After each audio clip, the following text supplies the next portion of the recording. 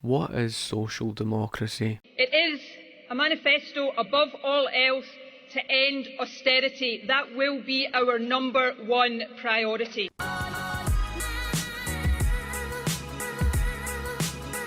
Well, you've probably heard me argue in the past on democratic socialism and why socialism cannot be democratic. However, for the purpose of this argument, I'm going to target that of the Social Democrats. If you go back in history to the 19th century with that of social democracy, what you will discover is that social democracy basically fully supported communism. The revolutionaries of communism believed in achieving things through revolutionary means, in other words, through violence. The Social Democrats believed in achieving things basically through that of parliamentary democracy. When the Soviet Union had came around, there became that split between that of your Social Democrats and that of your militant communists, so to speak. Again, the problem is with that argument though, is that although these Social Democrats that supported communism believed in things through parliamentary democracy, socialism being about central planning contradicts it anyway. The natural state of socialism is it does end in tyranny, so it wouldn't matter whether it was the revolutionaries or not. The Social Democrats would have ended in the same position. With the failure of socialism regarding the economy, this is the very reason why the Social Democrats had began to take on private capital and began to take on markets. More and more people were, driving away from communism, and therefore it was a case that the Social Democrats would take on some form of capitalism. The way to look at that of a Social Democrat today, the very type of people who support some form of socialism, but at the same time they support that of the private sector and that of capitalism to some degree. So they are essentially in support of the mixed economy. And the inevitable consequence of that is that you end up under corporatism. Have a listen to this argument. This is Juliana. She's a politics student. Together with her flatmate, Marco, she's talking about social democracy. Marco only had a rough idea about it until now.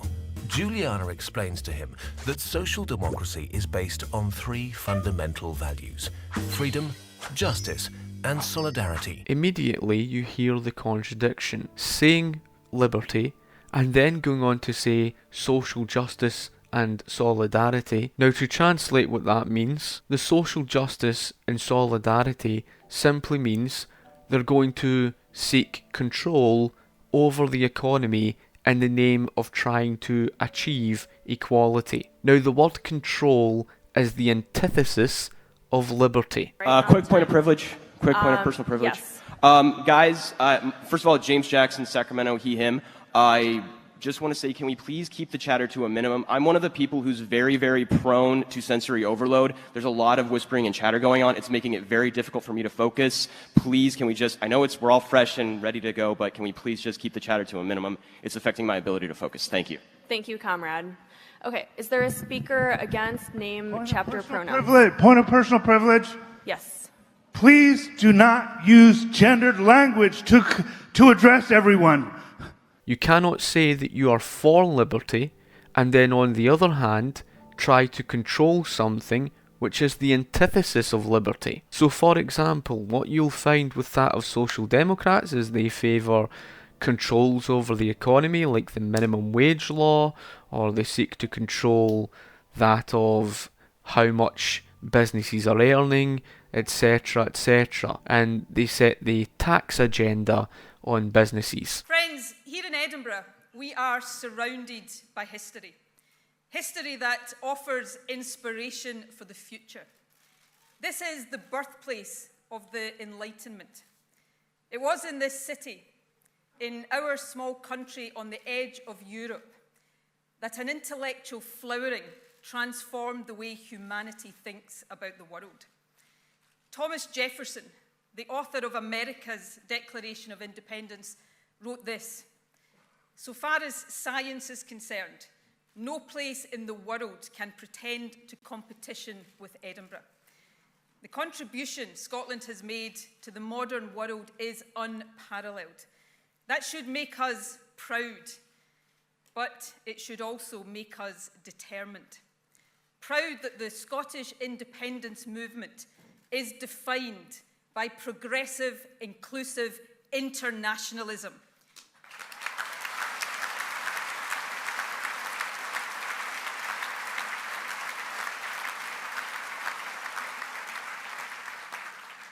And determined that we will never allow our nation's place in the world to be sacrificed by the likes of Nigel Farage, Jacob Rees-Mogg or Boris Johnson." What you tend to find through social democracy and what social democrats want, they demand higher tax rates. There have been sharp exchanges at Holyrood over plans to introduce a tax on workplace parking. The Conservatives said it was a scheme designed to fleece hard-working families. Basically, in order to pay for their idea of having a big welfare state, strong social security, socialisation still to some degree, maybe for things like healthcare or education, maybe several other things like roads and pensions, etc. These are things that social democrats believe in, and they also believe in that whole climate change garbage that you hear quite often. We're already seeing extreme weather, the likes of which we've not been used to, greater rainfall, unusually for Scotland, some heat waves in the most recent summer. We are seeing that impact already, and we know that that impact is going to continue. You know, estimates are that even if we minimise emissions, sea levels by the end of the century will rise by around 0.5 metre. And Scotland accounts for more than 10% of Europe's coastline. We have 100 inhabited islands. Many of our iconic industries, fishing and whisky, rely heavily on climate-sensitive natural resources. So the impacts for us, as they will be for countries across the globe, are going to be significant, and that makes it more important that we show real leadership, both in mitigating climate change but also leading in terms of adaptation as well. They believe in strong redistribution of wealth. Scotland, just like the UK as a whole, and indeed other countries around the world, faces deep, interrelated, complex challenges. The deficit is certainly one of those challenges, but so too is boosting productivity, ensuring skilled and well-paid job opportunities, adapting to an ageing population, combating inequality, and moving to the low-carbon age. There are several examples of social democrats like that of Nicola Sturgeon or Bernie Sanders, Alex Salmond, and many in the Labour Party or across in the Scandinavian economies that you might regard as social democratic countries. Now, I've argued in the past the difference on that of democratic socialism, which is an oxymoron, and the social market economies, which that of the Scandinavian economies are. Now, social democrats would argue for the higher tax rates, etc., and, you know, the strong government regulation like that of the Scottish National Party, and they favour this of the private sector, but they favour this side of the social justice nonsense, basically the antithesis of liberty, seeking to control the economy, whether it's through minimum wage laws, etc., or, you know, laying on regulations on various other things. When you look past all the rhetoric of how they favour this democracy with their social justice, you will come across that of the likes of Nicola Sturgeon, who basically spat in the face of the 55% who voted no in the 2014 referendum, which of course includes myself. To build support for independence and to make and win the case and build the demand for people in Scotland to have that choice. Now, I'm not going to spend too much time worrying about the diktats of a government that has no credibility, no authority, changes its mind every day, and is probably going to be out of office before too long. Instead, I will make the preparations that are within my ability to make right now and make the case for independence. I voted no to Scottish independence to protect Scotland from the socialists. That was actually the main argument that I made before, that I did not feel comfortable that if Scotland was to separate from the United Kingdom, just look around you to the amount of people there are who utterly despised Margaret Thatcher. Now, Margaret Thatcher wasn't perfect, but the reasons for why they hated her was privatisation and deregulation. And you kind of think to yourself, well, hold on a second here. On one hand, you're calling yourself Social Democrats.